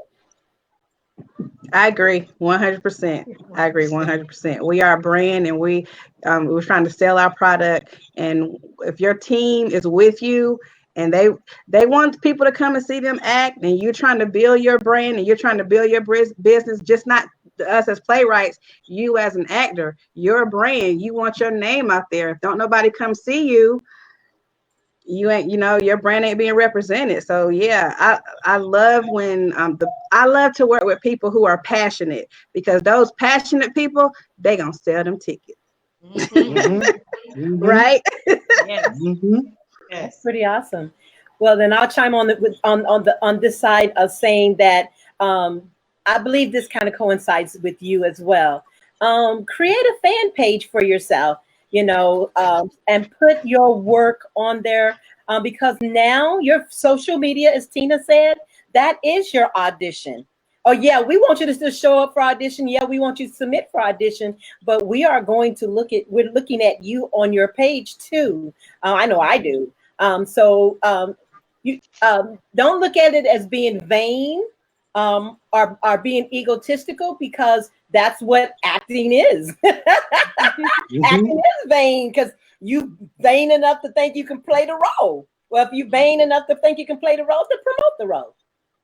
Promote the production. The role is part of the production. Don't just promote yourself. Promote your co-stars. Promote as a team for the project. So the first thing I will advise and hope for you to do, you can use your regular page if you want to. Stop posting all the negative stuff that's going on in your world. about your relationships and all that kind of stuff, and use it to utilize you as a performer. If you don't want to use your social page for that, then create a fan page so you can send them to that page to see your work. You should have pictures on there, full body shots, headshots. You should have a video of your work. If you don't have any reels from performances that you've done from other filmmakers or stage plays, then take your cell phone and make you a monologue off of some favorite shows and do a script on your own and post that on there, because we look at what you submit us. If that's not enough for us to make a decision on you, then we're going to come to your page and look at that. But we're also going to come and look at your page to see, what you're putting on there. Are you ratchet? Because if you ratchet, you ain't coming on my set. I have went to several people's page, after they had an audition to see like what kind of person you are, your character, what's your demeanor, are you on there talking about XYZ and all this? That would cut you will get cut quick from your Facebook, your social media page with me. I don't play that. I'm a business. And if you out there talking crazy stuff, and you talking about this and that, ain't nobody finna come and see you because they already know how you are. I don't want you bringing that negativity to my production. Right. Right. That's right. Yeah. And let me tell you, that ain't can nobody actually do finna damage come and to see your you because brand they know too. how you are. No. Yeah. Right. And that can do damage to your brand because you'll lose some of the people that are your core base because of, some associations. Right. So I'm real careful about that now because I like to love people. Mm-hmm. But, I had a couple, some projects that I've worked on since I've been here back in Atlanta. Yeah, regretfully, working with somebody cost me some of the audience that in my support base. I'm like, see, I should have done my homework on this person. They came talking a good game, but they weren't. Yeah, terrible. Yeah. You got to do your homework. We learn. You definitely got to do the homework on the people because you always got to remember you're dealing with actors, and at the very beginning they're acting. Even when they're auditioning and telling you how great they are and how much they want to work with you, they're acting in that process. And I have I cast and I put them on hold for a good couple of months before I even start filming. I cast early because I want to see how they're going to act between now and the time the filming starts, so they can, because they kind of really fire themselves. I don't fire actors; they really fire themselves by their attitude, their actions, and how they decide to brand themselves. Because if their brand is not mixing well with mine, I can't have them on my set. So I don't fire actors or recast actors because I know I can. No, they've done something for me to tell them they're no longer going to be on my project. And of course, if they have family and life situations, I do understand that. I ain't a cold-hearted, but I respect that. But you better give me enough time to be able to, take care of the business side. Don't wait till the day of and tell me, oh, I'm not showing up, So you got to make sure that you're going to come straight as an actor. You don't have to pretend to be something else, but you do definitely want to make sure you come with some ethics, come with a good heart, because I can tell just by talking to all three of them, their hearts are pure. And they creating this stuff for you as well as for themselves, and they want you to come right with them, and they're going to be right with you. But you want to come with that ego, and you make it difficult for them to treat you good. We want to treat you good. We value you because we are a team. No script with no actor with no script. So we got to figure out a way how to coincide together and make it one. But we can't do that if you're going to fight us, and we're not willing to fight to get a production done. So we got to go find who won't fight us. Does that make sense, guys? Mm-hmm. Yeah, that's true. Okay. And also too, going back to the promotion part, you got to understand that when you become a part of a team, you can't just come on day of show day. You got to promote. You got to be there when it's time to take pictures, and y'all know what I mean when it's time to take pictures. My goodness. You can't get the whole crew there together. One can't come, the other one can't. It's always something So they don't take it as serious until the picture comes out. And then they're like, oh, why my picture ain't added on there? Because you wasn't there. So I can't wait on one person and I got everybody else there. We doing the promo. We doing the photo shoot, you know. So you got to promote all the way through. You can't just come on show day and say, okay, here I am, I'm ready. No, it's a whole thing that your gamut of stuff you got to do leading up to production day. Anybody want to add anything? I would say for any actor or actress, let your page display your work. You know, let us be able to come to your page and see a reel. You know, invest in a reel. It's not that much. Most of us, we record our videos of the show. So invest in a reel. You know, show that you really want to do this or you're really doing this. Like Ton'e said, we don't want to see pictures of what you ate yesterday. Invest in you. Let your page reflect that. Yeah. Unless you acting with the food that you made yesterday. Right. Or at least have something in between that showing that you're doing something. Yes. I got you. Okay. Anything else on that before I go to the next question? Okay. Here's the next question. Share your audition process and how you set it up and how do you talent search? Like I was saying, I already knew these people from my movies. So what I did for my stage play, I put them all in the chat and I said, hey, I'm getting ready to do the stage play. If you want, you know, you don't want to be a part of it, then exit the chat. They all stayed in the chat. So that worked out good. But I already know how they work well without a script. So I already knew what I was working with. So with that, I just went with them. But now as people seeing the production, a lot of people saying, I want to be a part of it. So I give them an opportunity to be a part of it. But I want to see how they can do unscripted, because a lot of people think it's easy to do unscripted, but it's not, because you got to just think of stuff for 8 minutes, you know, of the stage play. So it's so I want to see how they work with that first. And but I do have a casting page, TLA casting. So I do have a casting page that they can go to and put their reels there and there. Send me that in the message so I can post that, okay? Okay. Okay. All right. And the next person? So you can go to my website. I'm always looking for new talent.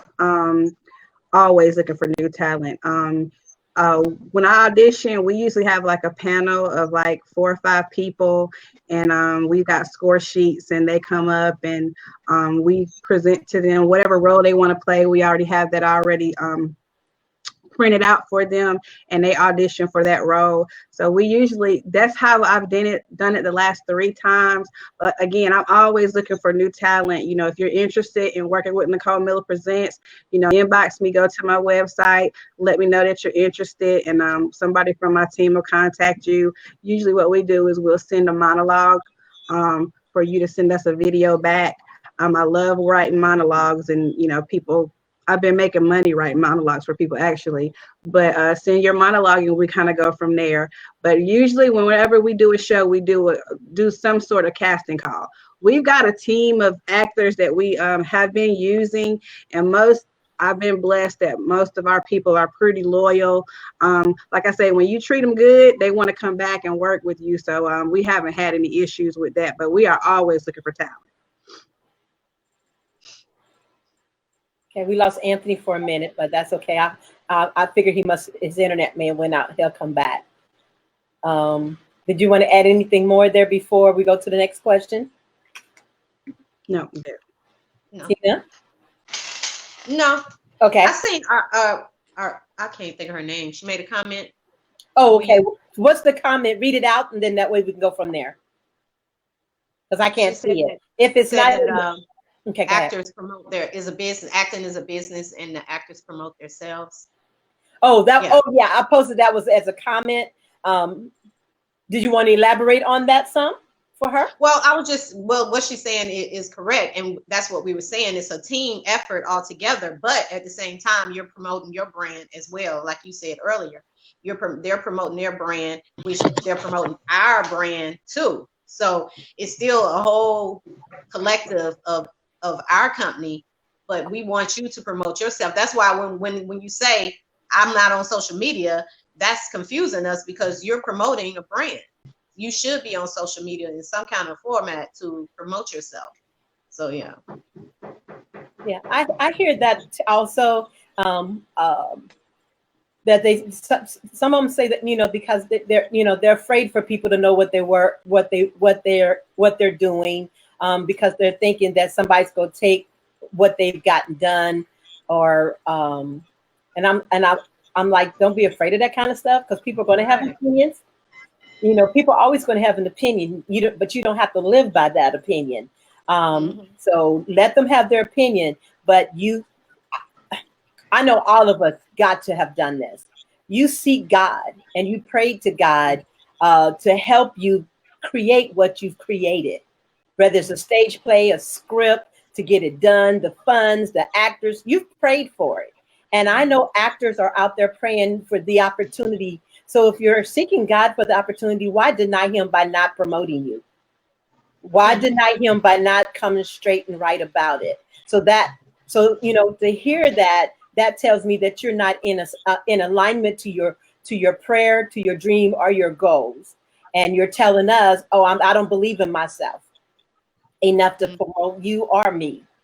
And I have just basically set the standard for myself, just on a personal level, because I've been doing this a while, and I'm just at this stage now where I'm trying to go to a whole new level. If you're not going to promote, as they say in the word, if you're ashamed of me, I'm ashamed of you. So if you don't have time to promote the project you've begged me to cast you in, and now you don't promote it, I ain't casting you again. I'm not even gonna bother to work with you again, because you just told me you don't believe in yourself, but by not promoting it, you just told me you don't believe in me. And I watch and I pay attention to all my actors. What are you promoting? What are you posting? And what are you mentioning? You know, sometimes I've seen where sometimes they've taken their scene out of my project and posted their scene as if they did it, not even putting my name to it. I've seen that done, and I've seen them not promote at all. And so now I'm taking names, making the naughty list. Merry Christmas! You're not getting a Christmas present. Because I just realized, especially working with the 12 wise men that I'm working with, I just realized that, you know, these A-listers became A-listers because they were promoted, and they promoted themselves, and they talked about the projects that they were in, and they were proud of their filmmaker that they worked with. So if you're not doing that, then you're telling me you're not proud of the project. You was happy and excited and thank you when you got the opportunity. But then after you got the opportunity, you flipped the script, and either you got attitude now, or you just not promoting now, or you just not talking about it, you know. And I even create banners for actors just to promote them, that they don't even put out there to show that they're even in a project. You know, and that takes time and energy on my side to do something for you, because I don't have to tell everybody you in my project, but I do that for you. I put snippets of whatever you filmed on my page, and I also do posters with your name about the production, and you should take that stuff and use it to promote not only yourself, but the production itself, and lead them to the page, because I have a page for each production that I've done.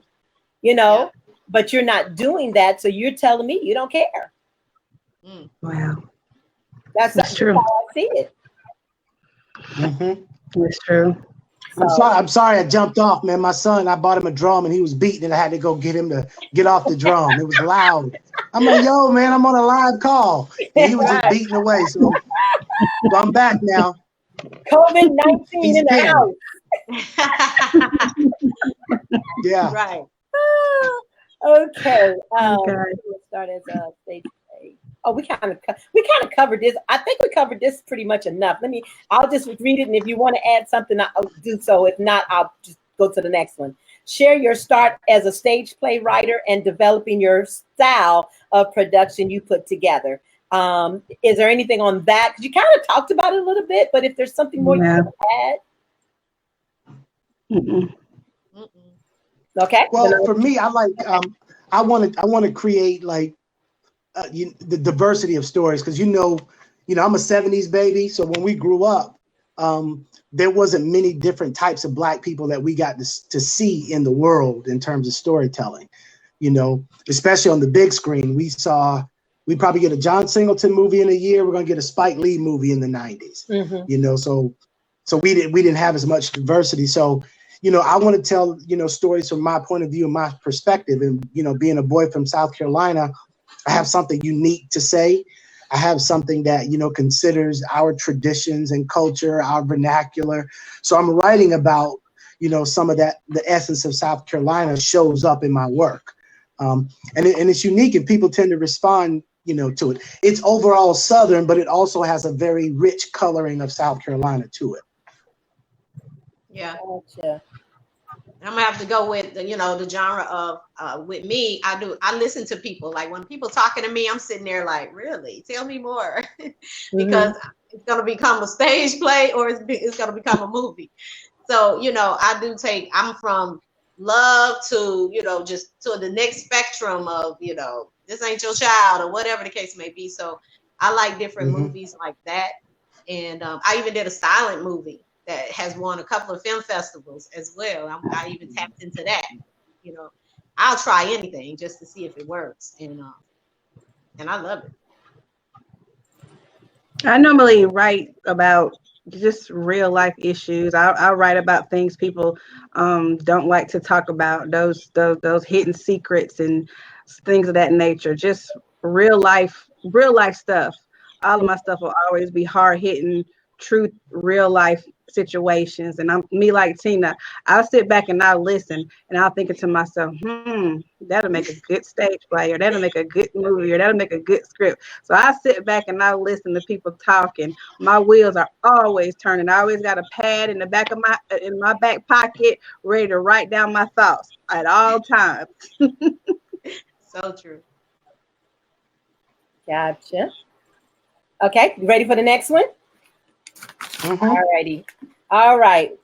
What would be a surprise or a shock as an actor would need to overcome to perform live?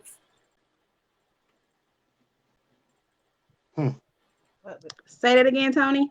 Yeah. What would be a surprise or a shock an actor would need to overcome to perform live? I would say crowd participation. Like that first time of hearing the crowd cheer for you, I would think that would take them, make them feel. I'm thinking that's what the question is saying. Like what can get them past it to perform live, right? What kind of shock? Well, it sounds like it sounds like a fear question. What if I'm afraid or have fear? What would it take for me to overcome to perform live? That's kind of what I'm getting from that. Yeah, I'm thinking that first time of performing, and hearing the crowd participation back to you. I think that changes because you hear a lot of people say they were scared, but when they go on stage and the crowd is cheering and all that, they're like, okay, this is where I want to be. This is what I want to do for the rest of my life. So I think that first time you hit the stage, and once those lights, camera, action, and you go read your lines, you hooked. You hooked from that moment. You hooked, and you ready to do it all again, and you ready for the next show. I think it's that fear that one time, and once those lights come in action and you doing your thing, it's like a drug. Your adrenaline start pumping, and you just in the zone. And I've heard so many times, oh God, I can't wait to the next show. They're scared, like Tina said, they're afraid. This is my first time doing this. I'm nervous. I remember one of my actors, Casey Parks. She had never acted before. When I tell you, she showed up at audition and she killed it. The girl was so good. We stopped auditioning for the part. That's how good she was. She blew me away. And when she came on stage, she just know what she's doing. And first time, first time. I've got that so many times with so many different people in our show. So just once that fear is gone and you on that stage that first time, it's like a junkie. You just want more and more and more and more. Just do it that one time. I know a lot of my actors, you know, they'll have to go away to themselves and get in the zone and become the character. But after they step foot on the stage, it's over. Yeah. Ladies, I'm going to have to check out. I have a rehearsal at 6 o'clock, a Zoom rehearsal at 6. And I just got my reminder just came up, so I need to check out. But to kind of answer that question, I was thinking they were talking about stage fright. The best advice I can give to avoid stage fright is preparation. When you're ready, you've done your homework, you've rehearsed well, you know the part, you know your movement, preparation. But if you don't know what you're doing on that stage, it can be very intimidating. So that's, you know, to get over stage fright. That's what it sounded like they were asking to me. That's about the best I can offer. But Ton'e Brown, Tina, Nikole, thank you guys. It was great, you know, having an opportunity to dialogue with you. I'm going to jump into this rehearsal, sending you guys love. And, you know, to all the audience that's watching, you know, you can reach out to me. I'm Anthony R. Page on Facebook, Instagram, Renaissance, as well as Twitter, LinkedIn, and Blogger. So Anthony R. Page, and that's Page. Bye, Anthony. All right. Thank you, Miss Ton'e. Really appreciate you, sis. Thank you for joining in. Appreciate it. Be in touch with you. Thank you. Okay. Gotcha. All right. See you. Bye-bye. Okay. All righty. That was actually the last question, with the exception of the one I just posted up. I don't know if you saw it. She just basically wanted to know, have any of you acted before? Me, acted in schools, stage plays for schools. I'm not an actor. I only work behind the scenes, and that's it, period, for me. Go for it, ladies. I acted. I'm not an actor. I'm not an actor either. It may be something I want to do later, but for now, I just like to write and produce and direct. I have acted before in movie and stage play, and been scripted. So I know about the scripted side. Like I said, I trained myself. I read the whole script. I have learned that through Anthony Page. I learned that acting is not acting.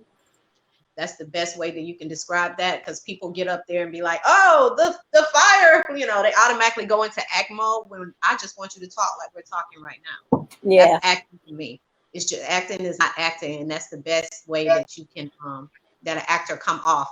And you work well with somebody else that's acting against you, bring out the best in you too. If they know their lines, that is going to bring that out of you automatically anyway, you know. So, and like Nikole was saying earlier, the seasoned people, if I forget my line, they know how to be like, so you telling me the dog fell out the tree? And you be like, yeah, the dog fell out the tree the other day, and it'll bring that person right back. Yeah, so you know, you need that, you know, and a lot of times you just have to, but that's a lot of times people not paying attention in rehearsal, because when you're paying attention in rehearsal, you know the dog line is your click, so you know what's coming next, you know what I'm saying? So you just got to pay attention, and it works out great. And even though I'm not an actor, I know actors, and I know acting, and I know what the vision I have that I want to see from an actor. So I feel like I don't need to be an actor or actress to know what it is that I want to see on film for my production, especially. So one of the things I would just recommend for you, if you're looking for a little tip, and that is take your time and allow the pause and know the other actor that you're working with. Slow down, listen to that other actor. Instead of just trying to speak your lines, learn to react to a line. That is what's going to help you become the best actor, learning how to react to the co-star that you're working with, and then how to have multiple ways to respond for that line you're going to speak, because there's different ways you can say one single line. So practice in the mirror, know your facial expressions, because sometimes you won't have a line, but that face can say a lot of things. You know, and then also know the script front and back. Please don't show up not knowing the script. You should know that script. If you're really serious about this business and you want to be taken serious, don't just know your lines. Know the script, the story. Yeah. And if the writer that you're working with don't have enough information in there, then take the character and create a story and then communicate with that filmmaker. Is this close to what you're trying to say? Because sometimes they'll write and they don't know what they want to say. They don't really know it until you're actually performing it. Because sometimes, even myself, I'm a humble pie. If you come and you give me something different, I'm gonna use yours. You know, just all I just say is just come with it with respect. Don't come with it like, I didn't like your line, so I had to change it. No, come with respect and just say, hey, I was reading this and that just doesn't fit what I think in my head, but let me try this and see if I got a little bit of what you're trying to do. And then you give me something to direct and tweak in you to get the best performance from you. Because once I have the best performance from you, then the rest of the team of the actors are going to coincide with you because everybody's bouncing off of each other now. And I would assume that's the same as stage play because you're ad-libbing and you're improvising. So you have to bounce off of each other. As Tina said, just listening for a word. Well, the same thing can be on camera. And just remember the difference between stage and camera. Stage, you just have to elevate your voice so that it be heard without sounding like you're screaming. But film, you got to tone that down so that way you're not so loud that you're overriding the camera.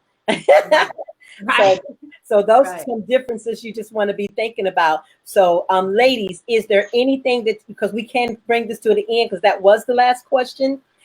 Is there anything that you want to share about yourself and then tell a little bit about how you can be reached? I know you mentioned it and I scrolled it, but just be more specific now so they'll know where to go for your information. And then I'll try to find it again to put it up. Well, like I said, my name is Tina Bridges with TLB Productions _ATL. You can find all my projects there. And if you go to TLAcasting7@gmail.com, you can send your auditions to me, your headshots and your reels to me as well. And I'm always looking for people to be in the stage play.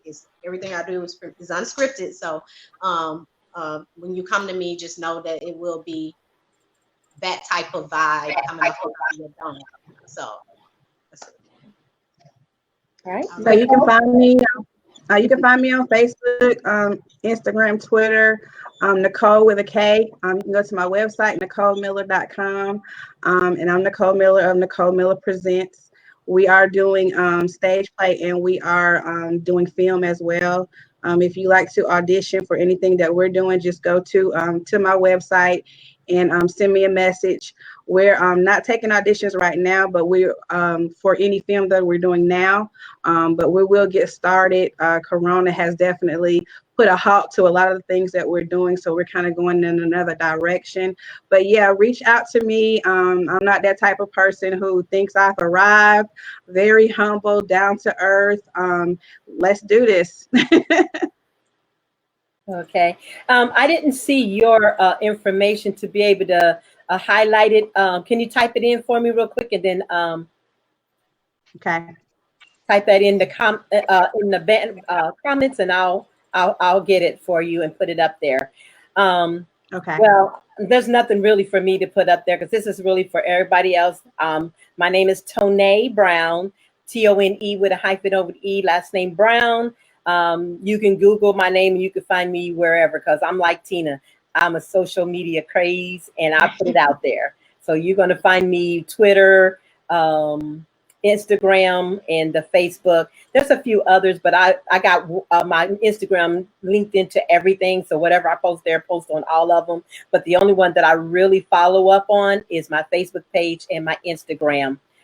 So if you want to reach out to me, as far as auditions, is HCE Films at Carnival. I'm sorry. I'm thinking Carnival because I'm doing their stock right now, purchasing. I'm buying up their stock right now since everything's so low. I'm trying to get in on the fun. I know that's right. I've been doing that too. So yeah, I've been buying Carnival, Norwegian, American Airlines, all those. Just trying to get it because they're all under $10 right now. They're normally between Yeah, they're normally around $50 to $100 to buy stock. Right now, they're all under $10. So I'm I just did properties. Huh? Diamond properties. I just did them. Oh, really? Okay. Well, I will look into that. But yeah. I've been trying to tell people on my page, you know, this is the time to buy the stock. Yeah, it's going to fluctuate up and down a bit. But when this thing recovers, you can make some money in it. So, you know, we got to start thinking more about, you know, how to reinvest in ourselves instead of just buying toilet paper. Right. Get some of that toilet paper money and buy something for yourself. Let me quit acting crazy. But anyway, yeah, but when you submit for me, I like headshots, fully clothed body shots. And I say fully clothed because I don't want bikinis. I don't want your groin. I don't want nothing that's going to show your flesh, because I don't film projects for flesh. I film projects for character and good acting. So don't send me none of that stuff. No more, and no more. Tony, what's the website? Because you still didn't finish it. Which one? For the acting, for the casting. For my casting? Yeah. Oh, HCE Films. Hayden Cinema Entertainment is what it stands for, but it's just the initials HCE Films. And you'll see it on my page. I'll post that on there again a little bit later. But yeah, and then of course I like to have resumes with your bio. Your resume and bio just kind of gives me an idea of who you are. I will search your social media to see what you are. And then I'll take a monologue and a reel if you have it. But please keep those monologues and reels under 3 minutes, if at all possible, because I got right now I have over 1,000 auditions I'm going through, and I don't have time to be watching 15-minute reels. I just can't do it.